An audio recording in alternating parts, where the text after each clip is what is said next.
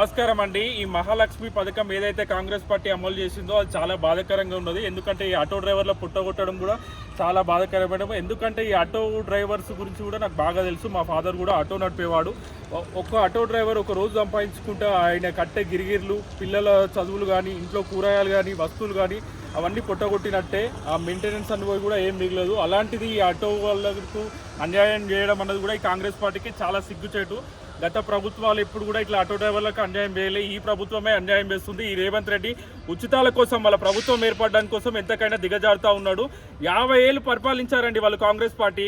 ఏ ఒక్క ఆటో డ్రైవర్ని కూడా చదివేయలే. వాళ్ళే కనుక ఉచిత వైద్యం, ఉచిత విద్య కనుక ఇచ్చినట్టయితే మేమందరం ఇక్కడ రైల్వే జంక్షన్ ముంగట వీళ్ళు ఆటో నడిపేటోళ్ళు కాదండి.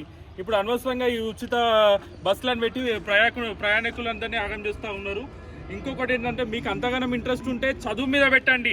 ఉచిత చదువు, ఉచిత విద్యం, ఎంబీబీఎస్ సీట్లు కానీ, ఎంబీబీఎస్ కాలేజీలు కానీ అవన్నీ పెట్టి డెవలప్ చేయండి తప్ప ఈ ప్రభుత్వాల కోసము, వాళ్ళ అధికారం రావడానికి కోసము ఈ ఉచితాలను పెట్టి మాలాంటి కూలీలను, మాలాంటి ఆటో డ్రైవర్లను రోడ్డు మీదకి పెట్టడం ఏమాత్రం కూడా కరెక్ట్ వే కాదు.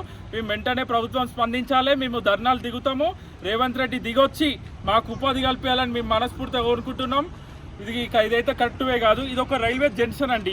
ఇక్కడ నుంచి విజయవాడ కానీ, కేరళ కానీ, చెన్నై కానీ, గోరఖ్పూర్ కానీ, ఢిల్లీ కానీ, హైదరాబాద్ కానీ, బెంగళూరు కానీ ఎక్కడెక్కడికో పోతాయి.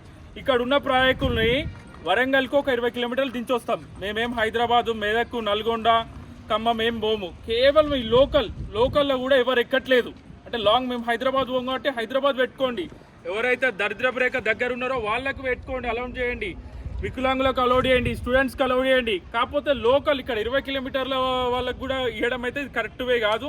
గత ప్రభుత్వాలు కూడా ఇక్కడ ఇవ్వలేదు. ఈ ప్రభుత్వం కేవలం అధికారం రావడం కోసమే మా ఆటో డ్రైవర్ల పుట్టగొట్టింది.